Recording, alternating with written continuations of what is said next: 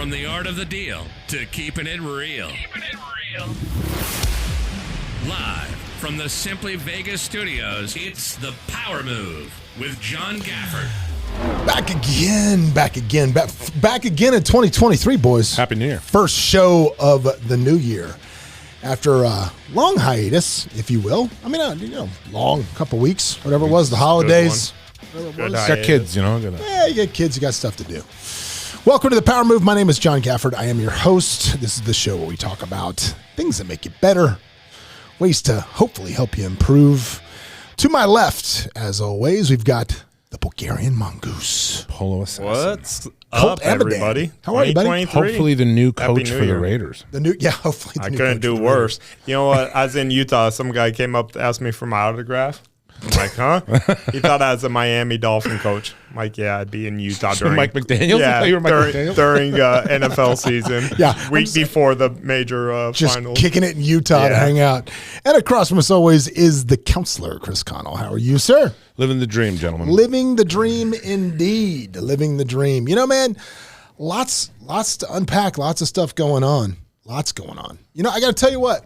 Today, what we're going to talk about, I've decided what we're going to talk about because as I work out, as I'm in my gym at my house, I normally tend to try to binge things that I start watching only when I'm in the gym. So it forces me to want to go back in the gym again to watch them again when I'm doing that. Schitt's Creek. And right now, I'm watching the Bernie Madoff I was going story. to say that. Madoff. Have you seen it? Madoff, the monster of Wall Street. And dude, holy smokes! If you Not smart. He was not smart from the beginning. No, I thought he no. was an intelligent guy No. that just got greedy. No, he was not smart. He just started it before he was. It was one of those things where he started when he wasn't uber successful, and it just kept going. But what I want to talk about today is among other things, how to hopefully detect when you're getting scammed. I mean, you know, there's so much of it out there right now and so many things. And I think about this, and like my mom calls me that. I don't know if I told you guys about this. Did I tell you about this? Yeah. When my mom calls me. Yes, you did. Yeah, she calls me. Did I talk about it on the podcast? Not on the pod. All right. My mother calls me up, and she says, "I'm at the bank, and I felt the need to call to you." And I said, "Okay, tell me what's going on." And she goes, "Well, I was on my computer, and I was on the computer doing computer things, and all of a sudden this notification. I'm going to go in my mom's voice now. This notification from Microsoft popped up." And my computer had a virus, and it told me to call this number. And I'm so glad I did, because when I called them, they told me that not only did I have a virus, but someone had stolen my identity. And they were the IRS at the same time. That they verified it. So they told me I had to come to the bank, and I was like going through everything, and I had to come to the bank, and I had to go to the ATM and deposit this money in a certain way. And I just, before I do, I'm like, Mom, as soon as she opened her mouth and said, you had me at pop-up screen. You had me at pop-up. You had me at pop-up screen. And she's like, well, it said Microsoft. And I'm like, because if it said Nigerian scamster, you probably would have tipped you off there as to what was going off. And dude, seems like it's everywhere. And when you look at, in business, like we laugh about stuff like that, like, oh, it's so, out there, who would fall for that? But business, I get once a week talking to someone. I mean, you just made a story this morning. It's like, wow, scammers out there everywhere. Well, like you said, I constantly get emails from people saying, hey, will you do a purchase agreement for heavy equipment in your jurisdiction? Now, the minute it says your jurisdiction, I go, mm-hmm. But anyway, there's a scam, and what happens is this. Lawyers have done this, and they've been burned. Law firms have been burnt on this scam. Yeah. Smart people. Where you get a check from a client as a retainer. They pay you a retainer. By the time it doesn't clear with your bank, you've wired it back. Oh, this is done. Can you wire back? Okay, yeah, sure. It was here. It looks like it cleared. Wire back. Money's gone. It was never real. Yep. That happens a lot with real estate, because it's the same thing where they're like, people are like, I don't understand the scam. These people that email you, like, I love it when it's I'm interested in purchasing a home in your area. Are you still in the business of selling them? Okay, dude. I know immediately. Kind of something I do. That's your general area, not specific, just what it is. And but when you watch the Madoff thing, man, if you haven't seen it yet, what was so amazing about it was he did such a good job of becoming insulated from the SEC. Like to the point when they would come in and investigate him, right? He would berate the agents. Be like, I already talked to your boss about this. Yeah. Like, do you know I'm on the short list to be your boss? Do you understand that? And they would like call their boss and he'd be like, oh, well, maybe you can be his aide, but he takes over. And they would just kept closing the investigations over and over and over. They just kept closing it because he made himself so singular insulated. But it's amazing to me. Here's the amazing thing. SBF did that at FTX. Exactly. It is.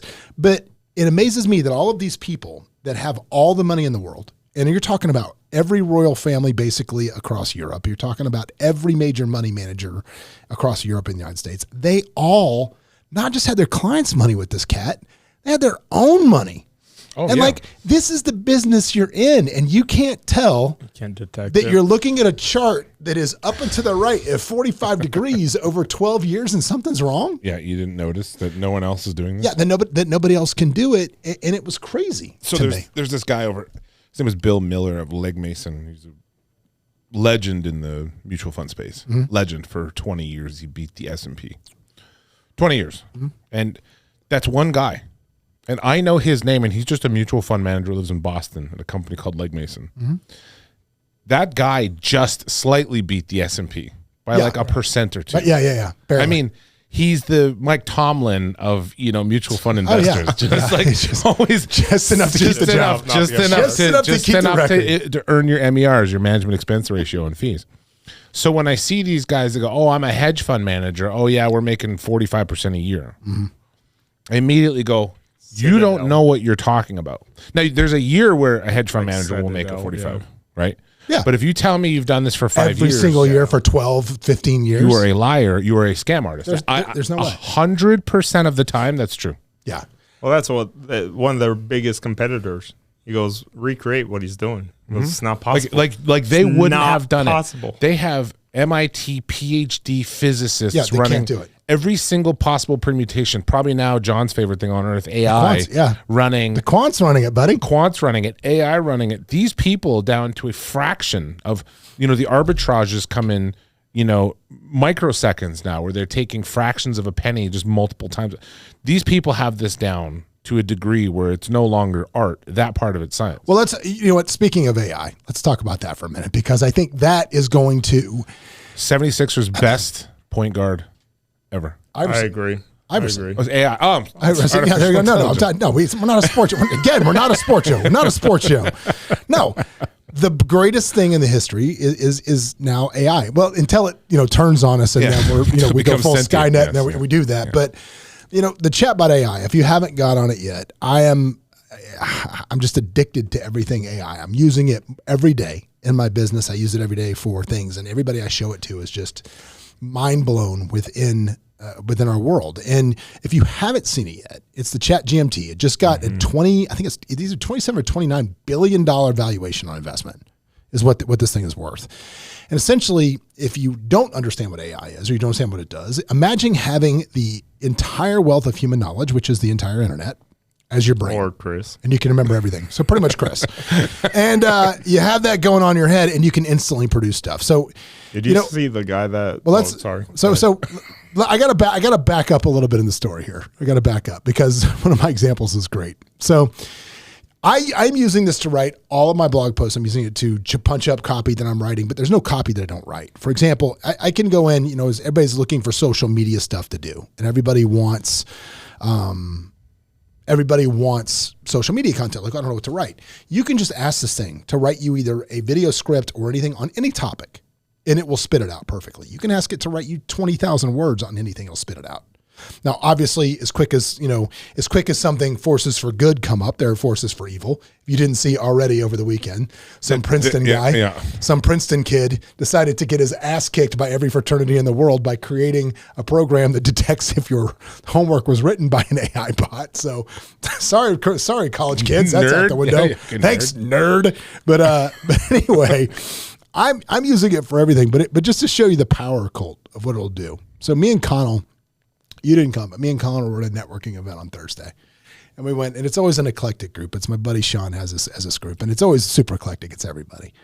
So I look over. How were they this time? It was cool. No, it was good. It was good. No. Okay. It was good. I was dry. I'm not drinking, doing dry January till I go to Austin in a couple days. Mm-hmm.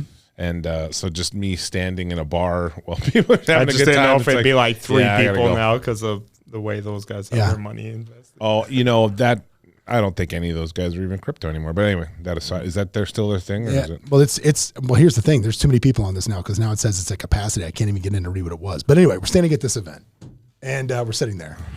And Chris is talking to somebody else, and I'm looking over, and he comes over and goes, "Hey, you know who that was?" And I go, "Who?" And it was somebody. And keep in mind, this weekend in Vegas, we had two of the largest events that happen in Vegas. Do you think they purposely have them simultaneously?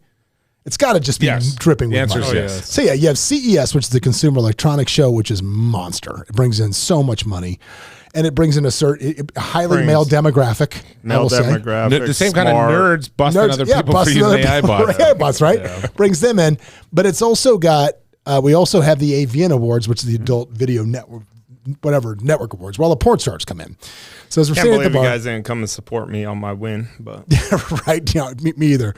I won. What? At the The AVN awards. Awards. You Which didn't get award? it, But here's the but question. But what finish scene? the joke. What Finish scene? finish the joke, Finish the Colt. joke. What award? What did you win for? What did you win for, Colt? Finish the joke. You don't just win. See, an now award. he's on the spot. No, never mind. Yeah, see, joke on bad, joke on bad, joke on bad, joke on bad. Best power bottom. CS. Best power bottom. Best. Oh, not that there's anything wrong with that. It's not still a it's category, Still a category. okay. It's a category. It's I a category. I assume.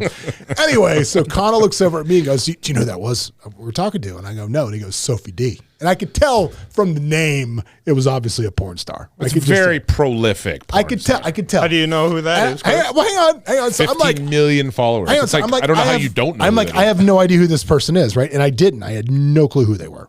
And so anyway, it became this thing where it was like whatever. So I come home and I'm using the chat bot to write me soliloquies about Chris Connell's immense porn knowledge that I'm texting him.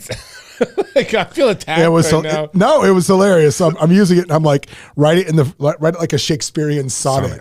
And what it was spitting out. Let me see if I can find it. I might have texted. This is amusing for John. Did you see why No, you're looking? I don't know why. outside I don't know why. I bars? think this is funny. So this person was talking, saying, "Oh yeah, this person 15 million social media followings, one of the biggest, Here we go. OnlyFans, whatever." Oh, where to begin in describing the vast, staggering amount of knowledge possessed by Chris Connell on the subject of random porn stars.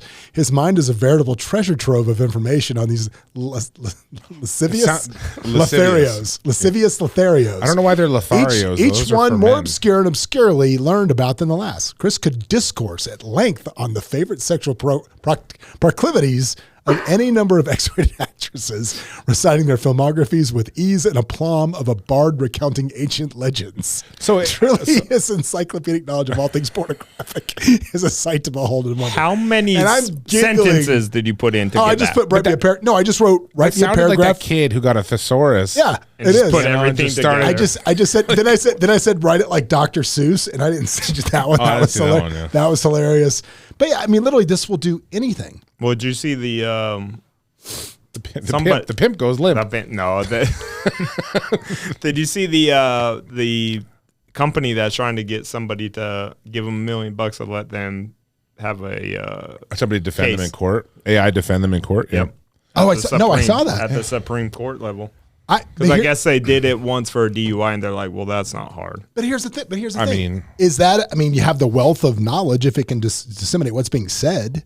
I wouldn't really call a porn star a Lothario. No, not important. No, we're not talking about See, that. they really fucked up. That's the problem? Screw up. Yeah, You're like this- you're like Just a totally random out of Thursday context. night. It I'm not sounds like putting that my- kid who's like, putting "How's your day going?" Oh, it's very cromulent. Like, it's just so out of context. It just sounds like a bot. now you know what it's like for us to sit here and listen to Listen to you you. half the time.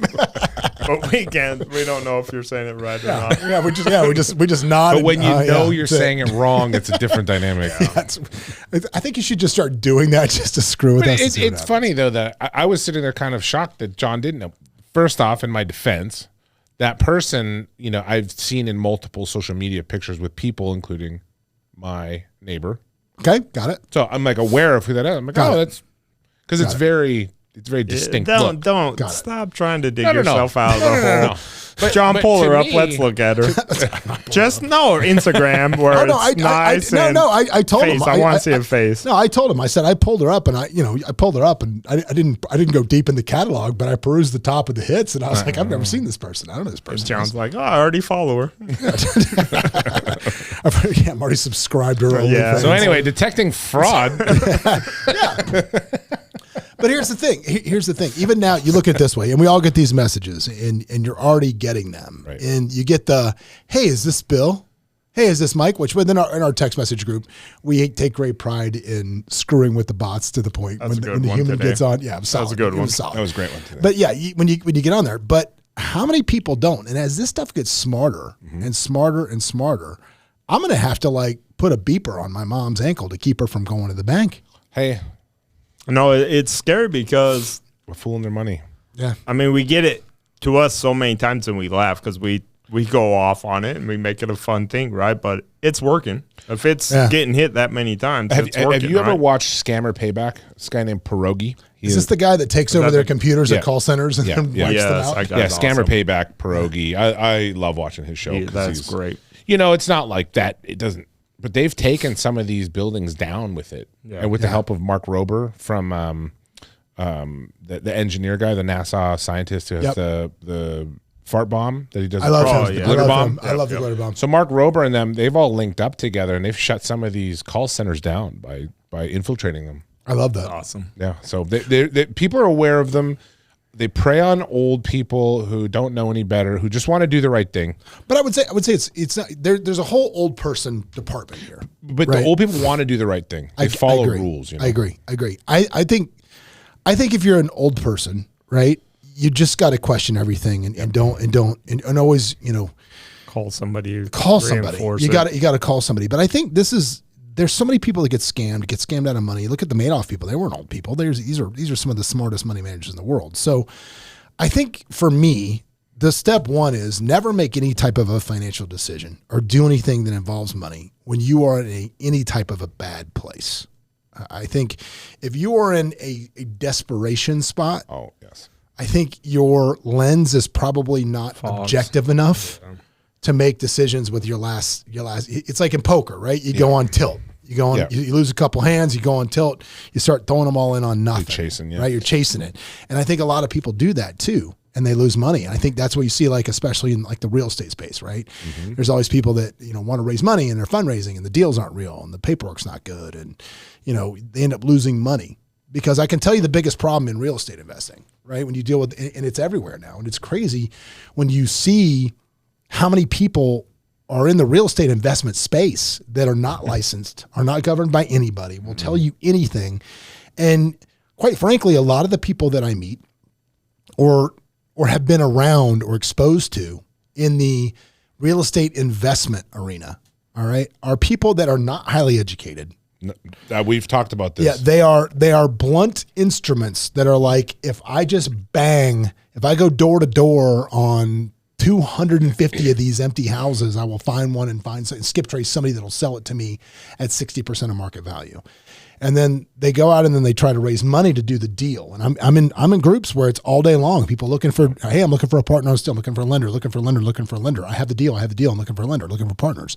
And the problem is, a lot where these guys get in trouble. This is where they get in trouble is they start doing more than one project. Yeah. And then they start robbing Cash call, Peter to pay Paul. Yeah, and how that works is like, because a lot of people don't understand when you invest in real estate, especially if you do fix and flip, right? If you do fix and flip, well, when you do fix and flip, part of your loan, when you acquire a loan, a fix and flip loan, is they say, okay, we're going to loan you 70% on the after repaired value of the house. That's what we're going to give you. Okay. And then we will hold back in escrow the amount you're requesting to do the repairs. Let's say it's 40 grand. So what you do is you do some of the work and then you submit pictures to the lender and say, look, I've got this much done. I've got 25% of it done. Send me 10 grand. Yep. And then I got half of it done. Send me another 10 grand. Half, 3/4 done. Send me another 10 grand. Hey, everything's done. Send me the last 10 grand. But Progression what a lot of these guys will do is they will get short. They'll start using the rehab money to maybe fund their next deal. Say they need $10,000 to close a deal or to do EMD. So they'll be like, oh, I can take this money. And instead of paying the contractors or putting it actually into the house, I can do this. Oh, and I'll so pay they them start with the next trading. They start trading on the rehab money.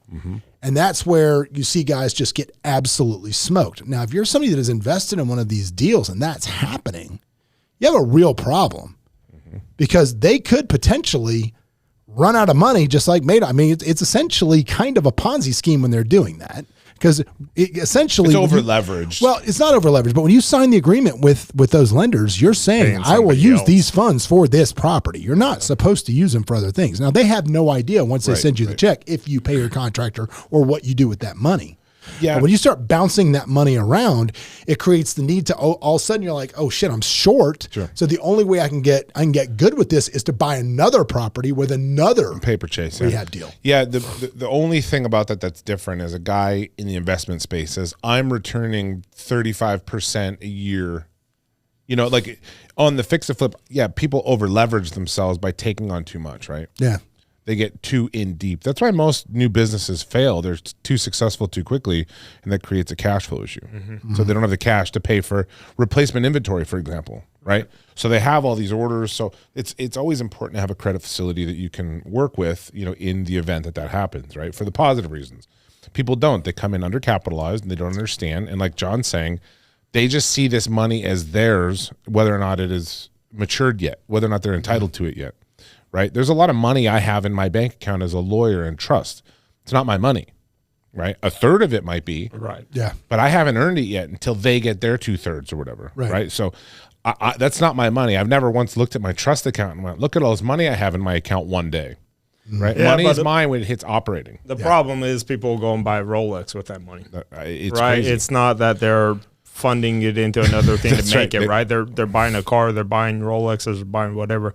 I tell people all the time. I mean, this last week, I've met with 3 different investors last month, like 10, right? And they're like, well, I can do this. I got this guy. I go, take the last 10 years of track records and throw it out the window because I could have taken a piece of shit and it would have gone up 200%. Sure. Like there are so many uneducated. That's what. You know, I've been approached to do funds, and I'm like, so wait. And here's the thing. I think the problem there is most people that are running some sort of an operation that involves raising money or raising capital or taking on partners, for them to be able to pull off getting the investment, for them to be able to pull off like I'm good enough for you to invest in, they have to have a certain level of unwavering confidence that lets them think. Bernie Madoff never thought that was going to fall apart. No. It never even occurred to him it would fall apart. Right. He thought he broke even once. He insulated his kids. He insulated everybody from it. He thought he would die and it would just go away. That's what he genuinely thought. That's why he insulated everybody from that business. That's why he didn't set up a succession plan. That was his whole idea. But when you have that unwavering confidence, you know, that's when you get like a friend of mine is having a problem right now. They have several different companies and he got into that, well, this company's going to loan some money to that company because I don't want the partners of that company to know that we're not doing well. So now all of a sudden thinking that he would just pull it back together and then this would come back and it's like, bro, this is a mess. Yep. Like you can't like if this company over here is not doing well, you got to tell the partners it's not doing well. And then you've got to do a capital call on it or it folds. Yep. You can't prop it up with another company. Peter to pay Paul, right? You can't do that. And as we were having this conversation, I was trying to help him through that. It was like, is that somebody that this is a mess? No, it's somebody you know. But I was like, this is a mess, and I was like, this is somebody that called me and was like, can you help me? Luckily, the person that you know that called me. Yeah. Did I tell you about that? No. A friend of ours called and just said, look, and this was the right call that he made to me. The person that you know called and said. He sent me a text and essentially just said, hey man, I did 10 million in sales last year. I just don't know how to financially run a company. That guy. That guy. Yeah. Right. But that was the right call. That's a good call. And I helped him with some stuff and I followed up with him the other day and I said, did you get yourself sorted out? He said, yes, I did, which was good. Because that was the right call to make. Reaching out for help. Yeah. Yeah. Understanding there's a problem and going to fix it. But so many people will try to not fix it. So, again, how do you avoid yourself from getting scammed by people and getting with the wrong people? Now, number one, I think it's very important, again, is not to make decisions when you're in a bad spot. Because I think if you're in a bad spot, you're wanting to shove your chips in. But also, I think that a big part of this, and I kind of blame it on, like why did FTX, why did that happen? right? Why was it able to No happen? controls. Well, it's not only there's no controls, but Well. but digital currency, NFTs, all of that stuff became the frat boy casino. Because there's no controls. Right, there's no controls, but it became the frat boy casino. The whole hustle mentality of Gary Vee, like all of that stuff has contributed to this the easiest way to get from A to B.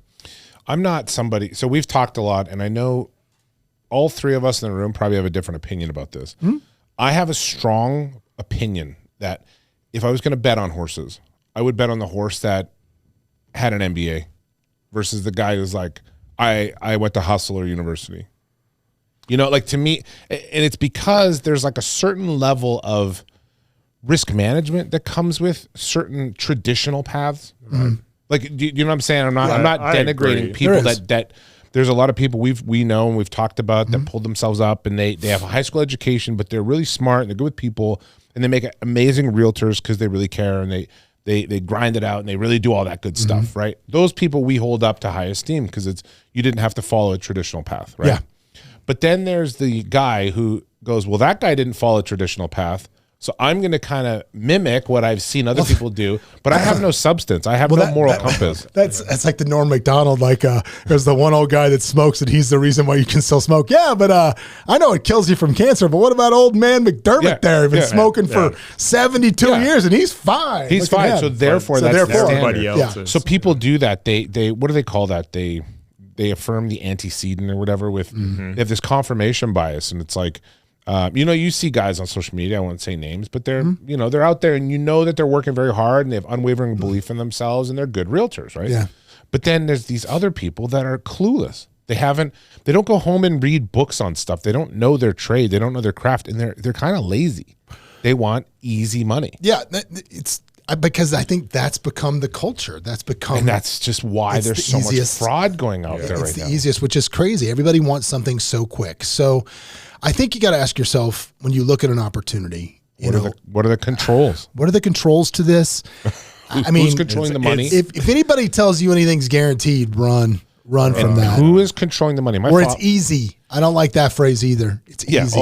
This guy does this percent every day or whatever. I say, no, he doesn't. That means there's arbitrage. That means in all economic theory, that's going to be, that's either been gobbled up or would have been gobbled up if it was actually that.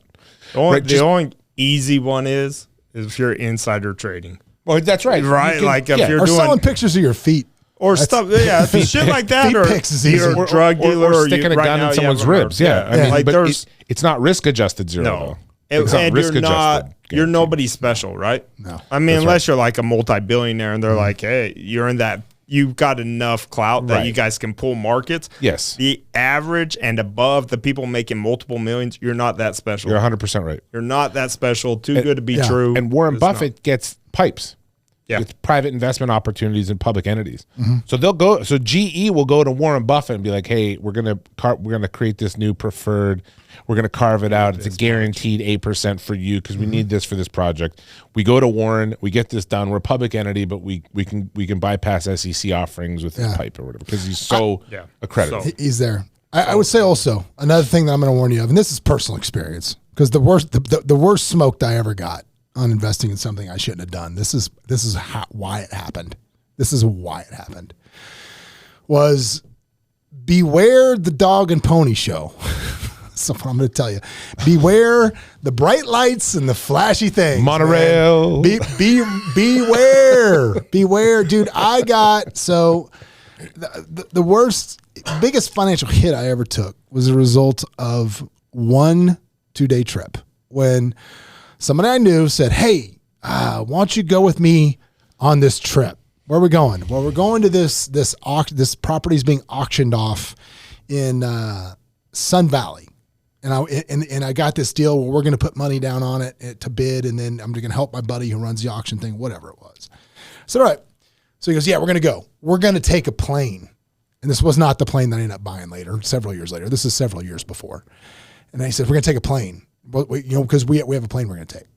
So here I am. I'm like, I get on a private jet. This was maybe the second or third time in my life I'd ever been on a private jet. I get on the private jet. We fly up. This house was owned by Dick Fold, who was the president of Lehman Brothers, I think. Lehman Brothers. Lehman. Not known. Yeah, Dick Fold. It was. Okay. And Yeah, Lehman. And it was his house was being auctioned off after he lost everything. So here I am. I'm walking out Dick Fold's house, who was the president, who was the head of Lehman Brothers. And, I'd fly up there in private jets and all this stuff. And, Dad, this is how we do it. And this is what we're going to do. And we need to start a fund. You could raise the money and we can do this and that. So I went out and raised for this entity. I mean, I put my money in. I raised, almost $1 million, which at the time was a lot. And, here it is. I wound up paying it all back personally. You know what I mean? When that whole enterprise went south and that bag of money took off to another part of the country, I wound up paying everybody off personally. I don't think I know that. And story. all of that, yes, you do, because you represented some of the lawsuits. It's the one that later on represented some of those lawsuits. You know who it is. Yeah, you know who that is. But the reality of it is I got sucked in from the dog and pony show because I was like, here I am. I'm going to work every day. I'm grinding it. I got a very nice life. I like where I'm at. I'm financially secure. But I ain't going to Dick Fold's house in a private jet. No. I want it. Man, I'm telling you. Sounds big time, right? I wanted it fast and I want it now. And this is how these guys were doing it and I want it in. And that's what it was. That's a tough one, though, because that's not an intangible pie in the sky. It's not a fake Instagram post. Yeah, it's not an Instagram post. You get on a jet with people that you know. Yeah. I don't know if that's necessarily. Yeah, but here's the thing, though. In retrospect, I genuinely believe that was all smoke and mirrors. Probably. To close that deal, because that person at the time had probably burned every single bridge with everybody they were working with, which is why they wanted to come to me and get another run. Yeah. I think all of that was hyper calculated. Which is sick, right? When you think about there's people playing 3 steps of fraud ahead Holy of you. smokes. I mean, I don't have a diabolical mind. I don't. I honestly. No, listen, I'm not saying that person intended at that moment to defraud me in the end. They probably had the best intentions, but they also knew that I could raise the money they could not. Right. But did they know that if shit hit the fan, they would bail? Oh yeah. I think self-preservation was probably programmed in that person. Do you see what I'm saying? Yeah. So every bad guy in jail thinks they're the good guy that just had a bad shake or whatever. Everybody has the self-deception. Of course. So you got to understand, your liars and your thieves and your cheats, very few genuine sociopaths will come up and be like straight up fraud, fake checks that you know. Yeah. Right? What it's going to be is people making bad decisions, compounding those bad decisions with more bad decisions, and then self-preservation becoming a key paramount thing. You know what? And I got to tell you, I think it's the Madoff thing. Maybe that's what it is. But man, I woke up at 3:00 in the morning in like a sweat because my coach that I'm working with, that coaches me and I talk to about me. I've got some investments out there that are fairly large, that are handshakes, that they're real estate investment deals that maybe are not going as well as I wanted them to. Sure. And it was just this ambiguity of not understanding that myself and my partners all had the same perception of the outcome of what was going to happen to these investments if the outcome did not go the way we wanted. And I woke up this morning first thing and I called one of the partners and I said, look, I need to get clarity here, in writing as to what the expectation is that we're going to do here. And I'll tell you, the conversation was a great conversation. Yeah. And the people I talked to this morning were all like, look, here's the deal. We're not worried about it. This is going to be fine. And if it's not, we're going to pay everybody off anyway over the years, because we plan on being here doing business anyway. That's right. And I thought that was good. And maybe it's gun shy from the hit I took before, whatever. But if I think understanding and constant reassurance and understanding where you really stand with people is very important. Well, anybody that you ask to paper up a deal properly, if anybody pushes back on anything about it, you need to bail. You need to terminate that relationship. Yeah, that's what Bernie did, right? Yeah. Every time somebody approached him, so I'll give you your money back. Yeah. I'll give you your money back. Don't ask questions. People are like, oh, I don't want to get kicked out of this thing. But like you said, don't invest your last nickel, right? Because I also think that when money's going really good, I think people don't do their due diligence on investments and people they're hooking up with when money's good, and they just start throwing stuff, right? You're right. I think both spectrums is a bad thing to do. I mean, it's just rich people think they got there because they're super smart. Yeah. Oh man. Everybody thinks they are. In a head flipping competition, if you have 10,000 people flipping heads, there's going to be some guy who flips 7 heads in a row. He's not an expert head flipper. Yeah. It's a survivorship bias, it's called. Yeah. Right. And so these people that have made money over time, they just haven't been blown up. No. And that's how I feel. There's a certain amount of people out there. Colt, I'm sure you've dealt on one side or the other with a lot of them on the commercial side. You know, residential. The market's just been their playground. Well, they've lucked out on the and now let's say for example, let me ask you this, Chris. Let's say, and this is a problem that most people do, right? So right now there's a lot of investments, especially in the multifamily space. I saw somebody in one of my groups the other day posted, they said, look, I underwrote 3 multifamily deals this week and the values are off to less than the bridge loans that were issued to acquire the properties. Right? Yeah, I talked with them about that. Yeah, 2021. And the comment was just buckle your seatbelt. This is going to get wild in the multifamily space because that got like you think single family got accelerated. Holy shit balls! I mean, multifamily went berserk the last 3 years. So what do you think is going to happen? It's going to because I don't know. I don't know what's going to happen there. Walk that back though, just as an interesting point, because what does that mean? What that means is 5 years when they got to get their balloon payments, they're going to be fucked. They're going to be screwed. The investor plan, when the wise investor movement, when you take on down multifamily, is what you want to do is you want to find one that you could do one of two things. You can either cause it to appreciate by forced appreciation by improving the amenities, by improving the units, by improving those things, and then you can also do forced appreciation by raising the rents. Right. By raising the rents changes the value of the property, obviously, because the cash flow is different, the cap rate's different, and there you go. But what you want to do is you never want to do the whole place. Like say you're going to renovate the units, right? You never want to renovate 100% of them. Right. You want to improve the buildings, you want to improve the amenities, and then renovate maybe 25 or 30% of them, so you can still go to the next guy and say, "Hey, I left some meat on the bone for you to force appreciate this thing." Yep. I can get in, get my little snibby, and get out. Well, what's happening now is a lot of these that got acquired at top dollar. They took bridge loans with, like Colt said, 3 to 5 year balloons on them, where you have to get out of these loans. They're like, dude, you're due on this date. And now all of the sudden, the values of these units to sell on to the next guy, we forced appreciated it. Even with all of that forced appreciation, they are still below the value of the bridge loan they took in the first place. Right. Their DC or DSCR is so 75%. Yeah. I mean, it's scary. Let me tell you a story. When I worked I externed at federal bankruptcy court for Judge Markell. Mm-hmm. There was this guy in doing his Chapter 11 plan. I don't know if I've ever told this story. I don't think I have. But anyway, he was sitting there, this young guy, when he was in his early 20s. He was a Pizza Hut driver. He found out through the grapevine or whatever that there was going to be the Walmart on Arroyo or Arroyo Crossing, I think is what it was. Yeah. Okay. I think it was that property.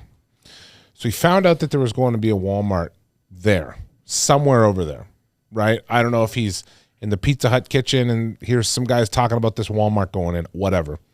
He figures it out, hey, there's this piece of property across the street. So he buys it. He gets his probably friends and family, does enough fundraising where he gets this property though. Okay. So then sure enough, they announce. So now he has this leverageability to say there's a Walmart going in there. Sure. I'm going to break ground. So he breaks ground, right? Gets construction financing. Everything is perfect.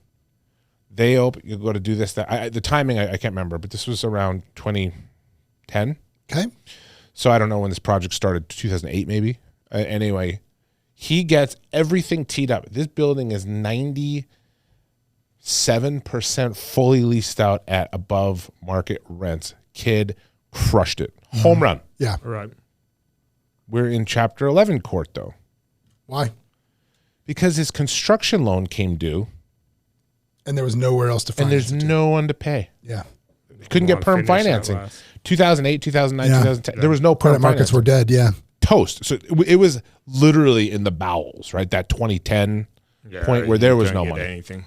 So this kid had to file an 11, and the creditors were fighting him, saying, hey, go out and get some 15% hard money, which totally screws up the traditional, number, and you can't make it work because when hard money's going for 15% fully secured, it's nuts. This kid did everything right. So I talked to the judge about it. Because the credit markets went south, he got screwed. But again, construction financing is a credit card, right? Yeah. These bridge loans are a credit card. These aren't things. You're not entitled to permanent financing. No. You have to convince somebody you're creditworthy. Yeah. I had an expert disqualified in a Chapter 12 bankruptcy in Reno based on that exact point. They were trying to tell me that the creditworthiness of these individuals was only affected by the value of the land. And I said, no, it's the individual's ability to pay. And Judge Bixler up in Reno disqualified the economics expert during an evidentiary prove-up hearing on this very basis. Because I said, are you telling me that people that are in default are 25 basis points greater risk adjusted on a, on an asset capital model than is the Bank of, United States of America? Yeah. And he's well, yeah, because it's about the value of the land. And anyway, so he disqualified him as an expert on that basis alone. So my experience in bankruptcy has been very valuable to understand. It's not always that you made a bad decision. Right. It's that you are the result of bad timing. There's going to be some guy who's at the beach during a maelstrom. When a typhoon comes in, there was somebody at the beach. Well, what happened? What happened to you guys? What happened to the property? So he had to restructure it for whatever it was, and he had to go through. And I talked to the judge. I'm like, well, what do you think he's going to do? And he's like, I don't know. He goes, there's only so much we can do here because this is a viable program. So under 1129 plan, you can have your bankruptcy confirmed if your plan under 1129 is viable. Well, let's talk. I want to talk about that too, because I have an interesting situation that came up a couple of weeks ago, and it was it has to do with bankruptcy, which is this, which you've talked about. You've talked about that, right? You've talked about that. But let's say you've invested with this real estate person that has done the rob Peter to pay Paul from each house, and now it's going south. Right. And let's say you thinking of, it doesn't need to be real estate, whatever investment it is, whatever you've done, you've loaned somebody, you've invested in their trucking business, whatever it is. Who cares? Can they go banco crime? Hang on a second. No. I'm going to tell you what I feel to be, it is going to be your visceral gut reaction that you have got to control, which is this. If things start to go south, let's say you invest I invest in Colt's widget company, which we know is, dumbass me. I knew he's got no qualifications to run a widget company. Widgets. Zero qualifications. Look, anybody that runs best non-sexual performance in a pornographic film at the AVN Awards has no business running a widget company. I know this, but I like Colt, right? I'm just telling you, so I invest in Colt. I invest in Colt's widget business. And then it starts to go south, and I think, I'm not getting my money back on the schedule I'm getting back. Right? Say you've done this, and this is you, and I'm talking to you, and you can hear this.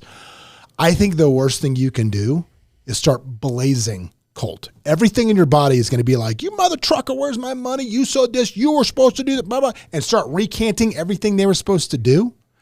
I think if you do that, you are driving that person to your office to declare bankruptcy. That's right. You've got to become, and it's going to be against every single fiber in your body. You've got to get on the let me help you team. You've got to get on the what can we do to get the widget company back on track? How can I get you to stop being the non-sexual pizza delivery guy in the porno? Sure. Even though you're award-winning non-sexual performance pizza delivery guy in the porno. Award-winning, sorry. When you search thespian, it's a different thing. It's a totally different thing. No, but how can I get you stop doing that and get you back in the widget business? You've got to become. You've got to go cheerleader and try to protect your money, because if you become a headache to that person, they're gonna BK you. One of my favorite quotes ever was what? Is if you owe the bank $10,000, it's your problem. If you owe the bank $10 million, it's their problem. Yeah. Okay. So just understand there are these tools out there for people that are going to be going through some hard times. They are. Bankruptcy filings. I was talking to one of my dear friends, Matt. He's a wonderful bankruptcy filer. You won't come to my office to file bankruptcy. You'll call me, and I'll put you in touch with Matt. And Matt and I did the National Bankruptcy Moot Court together. We represented our school and state in New York for a national competition. Cole played football in high school. I did. But Matt's a very brilliant mind, and his partner right now is actually on life support. So it's like let's Hamlin. Is that TMI for us, Colt? No.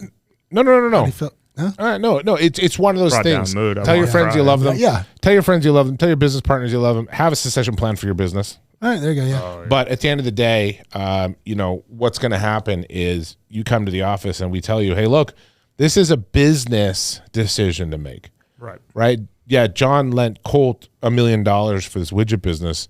Is this widget business going to make it? No. Then that debt is bankruptable.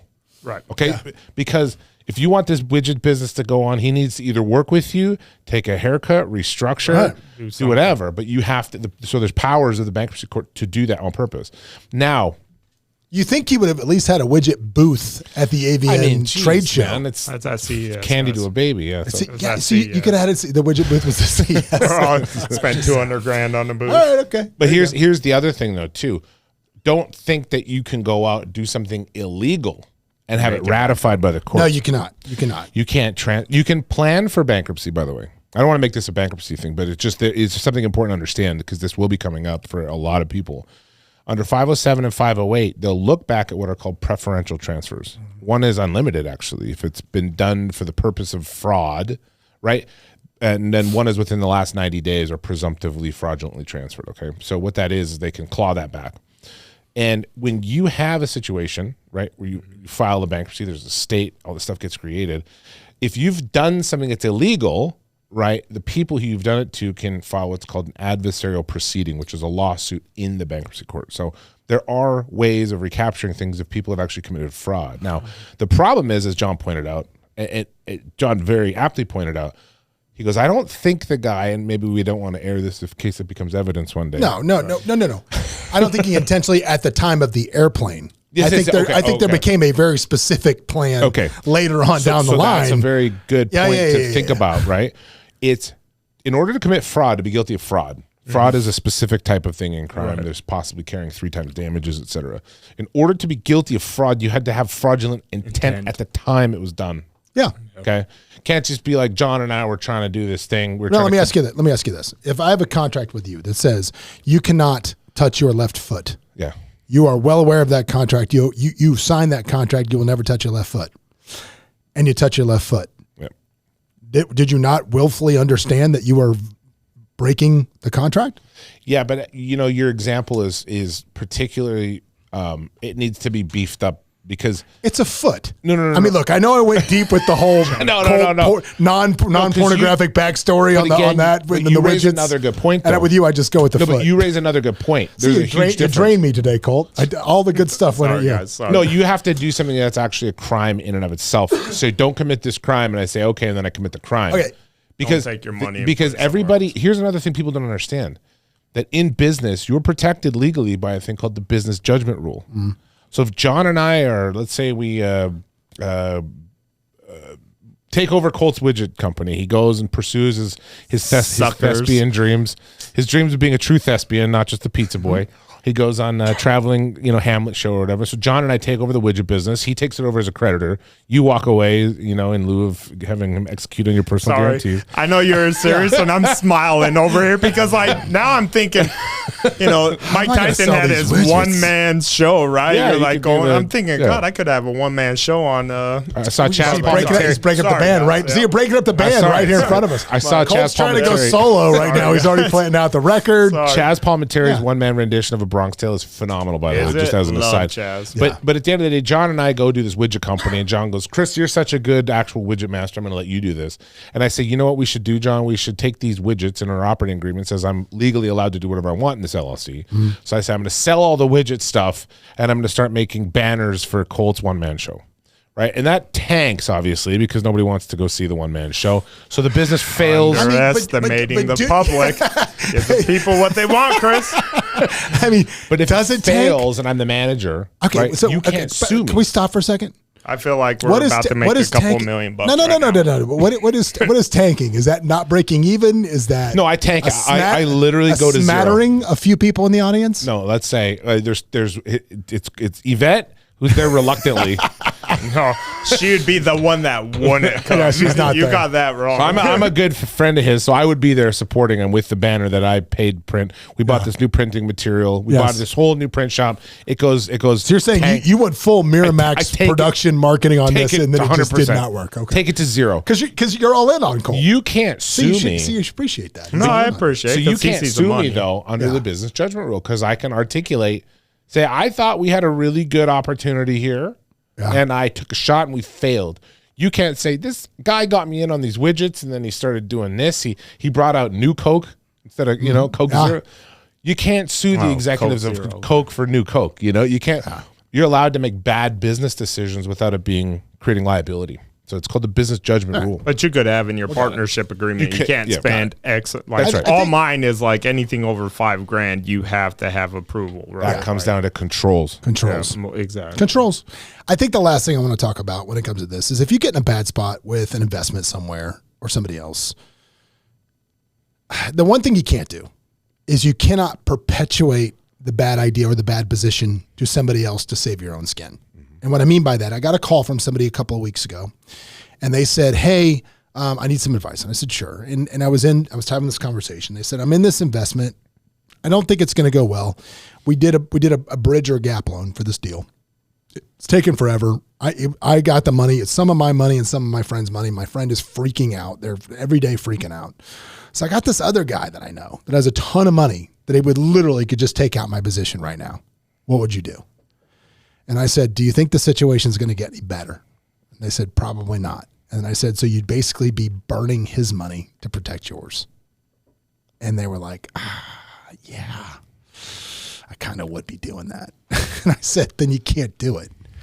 Not if you want to do business anywhere. Because you don't let your reputation become soiled on something else. And here's the thing, man, this is why I am I already did that. I lived it where I raised, like I said, almost $1 million, whatever it was, 750,000, however much I was. And I was responsible for that money. There was no, well, it's a bad investment. Whoops, things went to zero. I mean, I paid all those people off. PGs and stuff. Because that was my reputation to pay that off. Yeah. I mean, I was going to pay it off regardless. I could have said, well, it said in the documents, win some, lose some, but I wasn't willing to do that.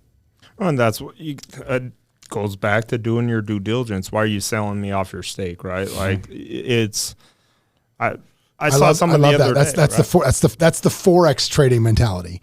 If you're so good at trading Forex, why do you need my money? Right. That's like everywhere you look on social media.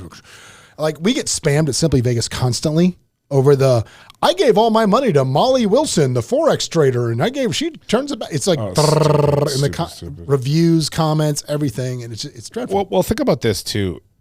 There's that whole, if you're playing a game of poker, you don't know who the sucker is, it's you or whatever. Yeah.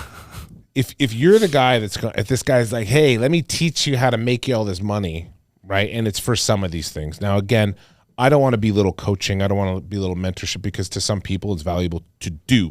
Mm-hmm. Right? Like you want to sell your investment program. And I know some people that do an exceptional job at that. And I'm not, it's like you have to bifurcate because there's real people and there's fake people and everything. Yeah. So this is only directed at the fake people. Right. Let me teach you how to do this thing that if I had the money to and was doing, I would be very successful at it. That'd be great. Like, well, wait a minute. Why would you teach other people how to do it? You're just making money. You're the pick and the axe guy in the gold rush. Yep. You're the guy selling, you're Levi, you're selling jeans right now. You're not, you are not the guy. You're saying, no, let's go get gold together. Meanwhile, you're like, here, but just buy my pickaxes. Right. I'm not going to go swing a axe. I'm not going to go do it. One of my favorite sayings, never buy a protest sign from the guy that's telling you about the cause. That's not a good idea. Well, I think, man, hopefully, you guys got something out of that today, and you'll be careful with your money. You'll be careful with your partnerships. You'll navigate this new, there's just a paradigm that's going out there, but it's going to be coming fast and furious. People looking for you to invest in certain things, and there are great investments out there, and there are terrible investments out there. Check your controls. Just gotta be careful. Watch the controls. And again, I'd like to say one other thing that just happened to me recently. This individual was buying a business through a business broker. Mm-hmm. Buying out as partner, and I have to tell you, you want to talk about a very unsophisticated process through somebody that I would have assumed was very buttoned up. Mm-hmm. So I'm not trying to toot my own industry. Just to tell you that is a line of business in real estate that I refuse to let happen at my brokerage, which is business brokerage, because the books are always cooked. They're always cooked, and as soon as the new buyer gets in and realizes, wait a second, we've never done $50,000 a month in sales, like these books all said. Or we got to the EBITDA, we've never done that. As soon as that happens, they turn around and sue everybody. So or I have no interest in those lawsuits. What are you buying? Yeah. What are you buying? Well, it says inventory. Yeah. What inventory? Show me the FF. Can I see? Yeah. Can I see the list? Who are you? Do you have debts? What inventory? Oh yeah, we'll add that now. Why do I have to tell you these things? You're the It's your business. Yep. I do not like that. I do not like that business. Have a That's year crazy left to on me. a lease with no options. Yeah. And a business as specifically for that location. With fixtures and the money you're paying for other fridges in the crazy. place. Yes. I'm telling you guys, that Call would be Harvey the number Spectrum. one thing that I would focus on is have a lawyer review Of course. all of that. All that stuff. Just Do that's not tooting my own industry's horn here. That was painful. Yeah. No, that's a I it's a didn't terrible believe it process. was going to happen. Yeah, a we've terrible always process. stuck away from that. Terrible. So, Colt, I'm going to give you the floor because you probably didn't get enough How time. about the news? I'm thinking they probably played. Well, what news we can You know talk what? about? You know what we Listen, could man. talk about? What's that? I saw a big commercial for iPhone. You know what their new iPhone's coming out? You know what their big sales thing is this time? Stabilizer on the camera. Yeah. That other Androids than- had for Yeah, 6 Samsung years. got that about 2016, guys. So just to throw it out there. So Just Colt, throw it out there, piece of shit. you probably got played short on the stage. So I'd like you No, to I give this was time. happy. Give your Happy. this point. I'm over here thinking my one man show. It's going to be like Mike but I'm Tyson, saying- Chaz. Like, But I'm saying just this, gonna be Colt. give the people Just just Colt. Give the Just people Colt give the and- people a little taste. Tell them what you say. Give them your acceptance I speech feel for your pretty. best non-sexual performance in a pornographic film, and try to sell some widgets in there if you can too. Let me Let's have tell it. you this. Go ahead, Colt. Have you guys ever tried to act? I took acting lessons. Yeah, It's hard as shit. I love it. It's hard, though. It's fun. Yeah, it's hard. Have you ever tried to act? I know you're on the reality show, but like acting. I grew up in the theater. I did. I grew up in the theater. My mother was was heavily involved in the college theater program in my hometown. I grew up. I starred in my first play, like an adult play. I starred in my first adult play at age 13. What was it? Does it not come Hamilton? across that we're the real The thespians? thespians here. He thinks we're saying lesbians. That's why he totally shows up. different thing, He shows up Colt. thinking there's lesbians here. I it's read the chat. thespians. Group chat wrong. Colt. No, Just Colt. but here's what. So here You guys actually, would be a great lesbian I have this, couple. which is funny. I have this, which is funny. Rich. So, Rich lesbian. are we going to talk about my thespian greatness or no? I don't care. I'm No, over here thinking your about starting an thespian antique hair. shop with you. No, I have a playbill for my starring role that was What signed was it? by it was a play called First Confession, and it was He was a 13-year-old. No, I was a 13-year-old boy. Yes, Colt. It was not a movie you started and say no, it's not. So anyway, no, it's not that. But no, I started. You know what? I'm not telling the story. Avian 'cause Award it's- right there. it's- Congratulations, Sean. And that, with that, we'll see you guys next time. If you're gonna move, Forgive me, Father. keep moving forward. Jesus Christ. Hey, it's John Gafford. If you want to catch up more and see what we're doing, you can always go to thejohngafford.com, where we'll share any links that things we talked about on the show, as well as links to the YouTube where you can watch us live. And if you want to catch up with me on Instagram, you can always follow me at thejohngafford. I'm here. Give me a shout.